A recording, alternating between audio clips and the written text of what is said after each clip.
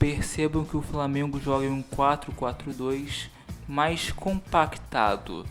Isso é feito por dois motivos: para criar uma pressão coletiva em cima dos jogadores do Fluminense e para que o Flamengo, ao recuperar a bola, possua jogadores que façam coberturas ofensivas servindo de opção de passe e bloqueio dos jogadores do Fluminense ao redor. Sem a bola, a tática do Flamengo é muito simples: sufocar o Fluminense. Todos os jogadores pressionam os jogadores do Fluminense de modo que o jogador que tem a bola não possua opções de passe e, pressionado, ele acabe errando o chute, o passe e devolva a bola para a posse do Flamengo. Vejam um exemplo onde o lateral direito do Fluminense é pressionado pelo ala flamenguista e, por não haver opções de passe, ele recua para os zagueiros e os jogadores do Flamengo fazem a pressão nos zagueiros, e por isso inclusive você tem um 4-4-2, onde os dois atacantes flamenguistas podem assim subir nos zagueiros. Só que o que acontece é que o bloco, metade do bloco de marcação do Flamengo avança para a primeira fase de construção do Fluminense, o que tira totalmente a capacidade dele construir, a não ser apelando para um chutão. No caso, a pressão desse lance não foi tão forte, o que faz com que o Fluminense ele consiga construir na primeira fase de construção. Com a bola, o Flamengo inicia a sua primeira fase de construção com um 4-4-2 bem espaçado para dar bastante amplitude nas laterais. E além disso, o Flamengo recua um de seus volantes para ajudar na primeira fase de construção, servindo de apoio.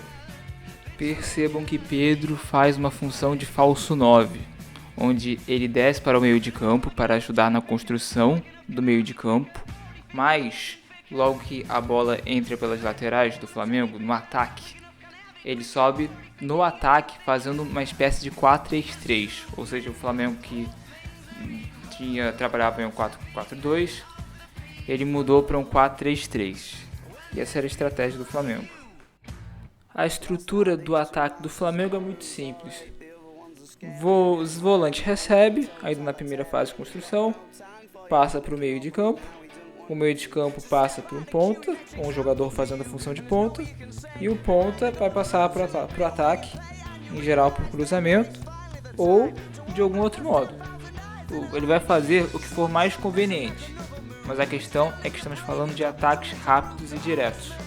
Percebam também a estratégia do Flamengo nos cruzamentos próximo aos 3/4 para o Cebolinha. Por quê? Porque Cebolinha é um jogador de explosões curtas. Ele vence facilmente corridas curtas.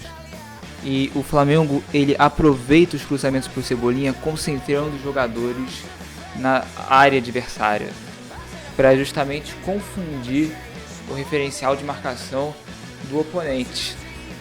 Então, cruzamento nos 3/4 para o Cebolinha, que faz explosões curtas, é uma ótima jogada do Flamengo e que o Tite está explorando. É também comum observarmos a penetração do Varela na linha defensiva do Flamengo, para assim gerar superioridade numérica, ou pelo menos igualdade numérica, na grande área do Flamengo para com o Fluminense. Uma das principais características ofensivas do jogo do Flamengo é utilizar os pontas bem abertos nas laterais para aumentar a amplitude de jogo. Assim acontecem duas coisas. Primeiro, o aumento dos intervalos entre os jogadores do Fluminense de uma mesma linha. E segundo, a confusão do referencial de marcação, permitindo a infiltração dos jogadores rubro-negros. No caso, o principal deles é o Cebolinha.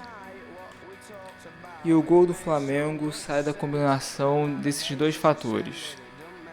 A amplitude então mencionada, que faz com que Samuel Xavier fique de olho no Ayrton Lucas, abrindo um intervalo entre ele e o zagueiro para que Cebolinha possa então fazer a infiltração e fazer um gol.